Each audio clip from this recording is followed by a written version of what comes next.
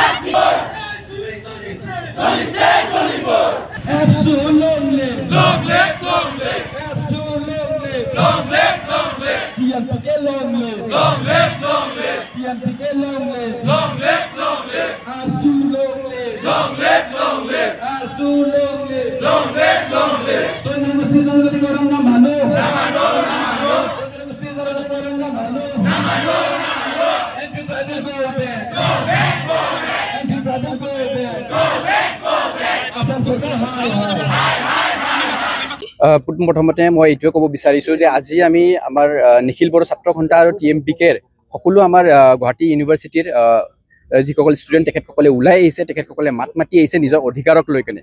আজি আমি চাবলৈ গৈ আছোঁ যে আমাৰ অসম চৰকাৰে এনেকুৱা এটা ডিচিজন ল'ব গৈ আছে য'ত নেকি 40 লাখ যি জনগোষ্ঠীৰ লোকসকলক তেখেতসকলে 2 লাখ জনগোষ্ঠী মানে 2 লাখ লোকক মানে এটা হেঁচা প্ৰভাৱ দিয়াৰ কাৰণে মানে তেখেতসকলে এটা চেষ্টা যি আগবাঢ়াইছে সেইটো আমাৰ কাৰণে কেতিয়াও মানে মানি ল'ব পৰা মানে ডিচিজন নহয়। কাৰণ আমি সেনেকুৱা যদি এটা ডিচিজন যদি লোৱা হয় তেনেহ'লে আমি যিখিনি এক্সিষ্টিং ট্ৰাইবেল সেই এক্সিষ্টিং ট্ৰাইবেলখিনি আমি একেবাৰে মানে হোৱাৰ হৈ যাম বুলি আমি সেইটো প্ৰভাৱ পৰিছোঁ। তাৰ বাবে আজি আমি এনেকুৱাহে গণতান্ত্ৰিকভাৱে আমি এই ধৰণৰ মানে মাত মাতি আহিছোঁ। আজি আমি যদি চাব যাওঁ নিখিল বড়ো ছাত্ৰ সন্থাই হওক বা TMPK হওক বা CCTY হওক, বিভিন্ন জিলা, বিভিন্ন ডিষ্ট্ৰিক্টত, বিভিন্ন আঞ্চলিকত, বিভিন্ন ইউনিভাৰ্চিটিত তেখেতসকলে আজি মাত মাতি আহিছে যে যোনটো যি 6 জনগোষ্ঠী জনজাতিকৰণ যিখন ডিচিজন মানে আজি এইকেইদিনৰ যোনটো কেবিনেট ডিচিজন এটা লোৱা হৈছে, যোনটো কেবিনেট ডিচিজনত মানে তেখেতসকলে যে কৈছে যে 6টা জনগোষ্ঠীক মানে তেখেতসকলে জনজাতিকৰণ দিম বুলি। চ' সেইটো আমি কেতিয়াও মানি ল'ব নোৱাৰোঁ। সেইবাবে আজি আমি সকলো ষ্টুডেণ্টখিনি ওলাই আহি কিনে আজি আমি চৰকাৰক আমি ধিক্কাৰ জনাইছোঁ, চৰকাৰক আমি হুঁচিয়াৰ জনাইছোঁ যে তেখেতসকলে যেন এইটো উইথড্ৰ কৰিব লাগে, যিমান জলদি পাৰে তেখেতসকলে এইটো উইথড্ৰ কৰিব লাগে। সেইখিনিকে মই ক'ব বিচাৰিছোঁ। প্ৰথমতে আমি আপোনালোকক সকলোকে জনাব বিচাৰোঁ যে আমি গুৱাহাটী বিশ্ববিদ্যালয়ৰ ছাত্ৰ, আৰু সেই গুৱাহাটী বিশ্ববিদ্যালয়ৰ ছাত্ৰ হিচাপেও নট অনলি আমি বড়ো ছাত্ৰ, তাতে আমাৰ লগত আছে Dimasa student, Rabha student, Bodo student, আৰু লগতে আছে আমাৰ লগত মিচিং ষ্টুডেণ্ট। সেই সকলোবোৰ আমি ট্ৰাইবেল ছাত্ৰ ছাত্ৰী আজি গুৱাহাটী বিশ্ববিদ্যালয়ে আজি আমি আগুৱাই আহি পেলাই আমি প্ৰতিবাদ কৰিবলৈ বাধ্য হৈছোঁ। কাৰণ কিয় ST কেতিয়াও বনা নহয়, ST জন্ম হোৱা হয়। কাৰণ আমি আজি এই বিশ্ববিদ্যালয়ত ছাত্ৰ ছাত্ৰীসকলে ST-সকলে যদি চিট পাইছে, কাৰণ অকল পাইছে কাৰণ কিয় ST কটাৰ বাবে।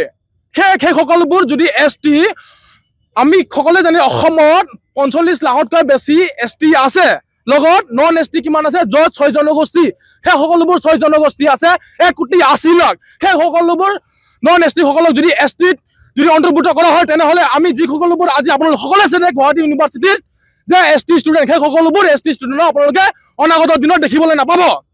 তো সেই আমাৰ সকলোৰে অনুৰোধ আৰু আমি প্ৰতিবাদ কৰি আহিছোঁ।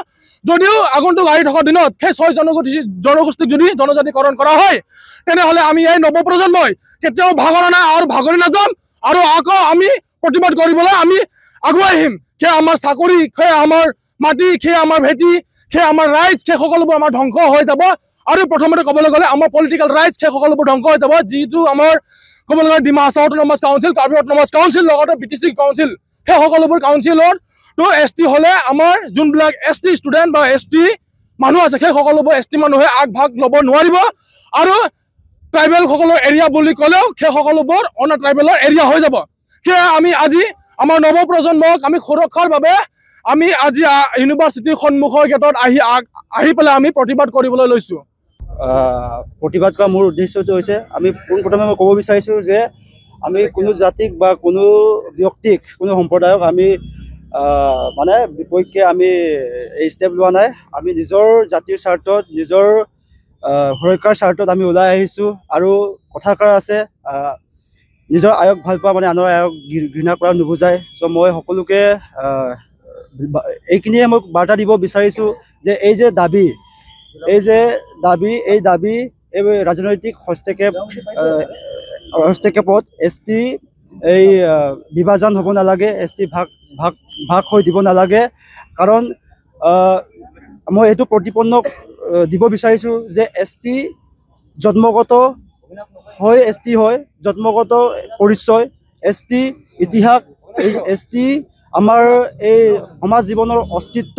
চ' যিসকলে ST দাবী কৰি আছে, মই ক'ব বিচাৰিছোঁ যে কাগজত লিখি দিলে যে ST সৃষ্টি নহয়, ST দাবী কৰিলে যে ST পোৱা নাযায়। চ' সেইখিনি কথাষাৰ ভালদৰে আপোনালোকে মগজত সোমাই লওক। আৰু গুৱাহাটী বিশ্ববিদ্যালয়ত অধ্যয়ন কৰা ST ছাত্ৰ হিচাপে মই সেইটো কথা স্পষ্টকৈ ক'ব বিচাৰিছোঁ যে যিকোনো সিদ্ধান্ত, যিকোনো ষ্টেপ ল'ব আগত আমি সঠিকভাৱে বৈজ্ঞানিক এই মূল্যায়ন লগতে নথি পত্ৰ সহায় লৈ বা আমি সমাজ মানে অধ্যয়ন কৰি কিনি আমি সিদ্ধান্ত ল'ব লাগে। এনেই মানে ইচ্ছা কৰি যে মই কৰিম বা ইচ্ছাকৃতভাৱে কৰিম এনেকুৱা বস্তু নহয় সেইটো। চ' মই সকলোকে অনুৰোধ আৰু আহ্বান, যিসকলে জনজাতিকৰণ বা যিসকলে জনজাতি দাবী কৰি আছে পাবৰ কাৰণে, আপোনালোকে ভালদৰে চিন্তা চৰ্চা কৰি কিনি আপোনালোকে ষ্টেপটো লওক, যাতে আমাৰ কাৰণে, আমাৰ এক্সিষ্টিং ট্ৰাইবেলৰ কাৰণে যাতে মানে বিপদজনক নহয়। মই তাকে কৈ মেলি মোৰ বক্তব্য সামৰিছোঁ। ধন্যবাদ।